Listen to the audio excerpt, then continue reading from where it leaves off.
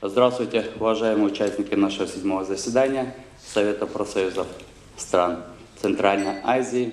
Борбор Азия өлкөлөрүнүн профсоюздар кеңешинин 7-чи жыйыны Бишкекте өтүүдө. Быйыл ага Кыргызстан төрагалык кылууда. Күн тартибине 4 маселе коюлган. Алардын негизгилери эмгекчилердин укуктарын коргоо механизмин өркүндөтүү, глобалдык өзгөрүүлөргө байланыштуу кесиптик кошундардын ролун кайра карап чыгууга туура келүүдө. Ошондой эле чөлкөмдө профсоюздар федерациясын чыңдоо, туруктуу өнүгүүгө биргелешип жетишүү маселеси турат. Коңшу мамлекеттер менен өзүңүз билгенде мынакей өзгөчө болуп атат. Себеп дегенде Самаркандда мынакей Борбор Азия мамлекеттери жана Европа Союз боюнча саммит өтүп чыкты.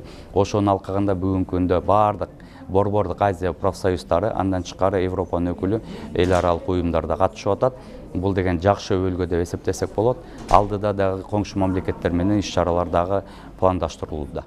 Жыйынга Казакстан, Түркмөнстан, Өзбекстан, Тажикстан жана Монголиянын профсоюздар федерациясынын өкүлдөрү катышууда. Отурумда Өзбекстандын кесиптик кошундар федерациясынын бөлүм башчысы Махмуджон Исаев өлкөлөр ортосундагы мамилелер чыңдалып жатканына токтолду. Бул өз кезегинде эмгекчилердин укуктарын коргоого жана кесиптик бирликтердин мамилесин бекемдээрин баса белгиледи. И то, что произошла встреча 3 президентов. Жакында эле 3 өлкөнүн президенттери жолугушуп, Тажикстан, Өзбекстан жана Кыргызстандын чектешкен чек ара сызыгын аныкташты. Бул чөлкөмдө маанилүү кадамдардын бири жана бул өлкөлөр ортосундагы байланышты. Анын ичинде кесиптик кошундар бирликтеринин карым-катнашын бекемдейт жана аны өнүктүрүүгө дем берет. Придает новый импульс развитию.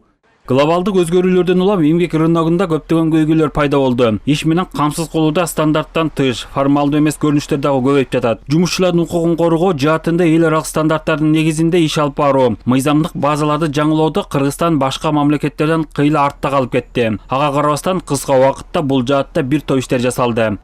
Сиздер билесиздер, урматтуу президентибиз Садыр Нуркожоевич Жапаров жаңы эмгек кодексине кол койгон. Эмгек кодекси мурда 446 статьядан турган, бүгүнкү күндө 261 статьядан турат.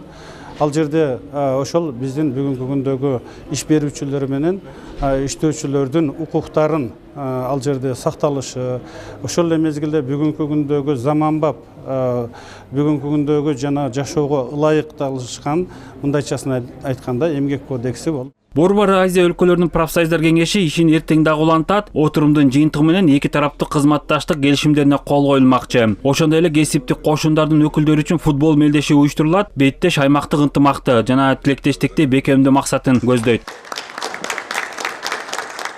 Дүйшөн Шаршенбеков, Руслан Бароненко, ЛТР Бишкек.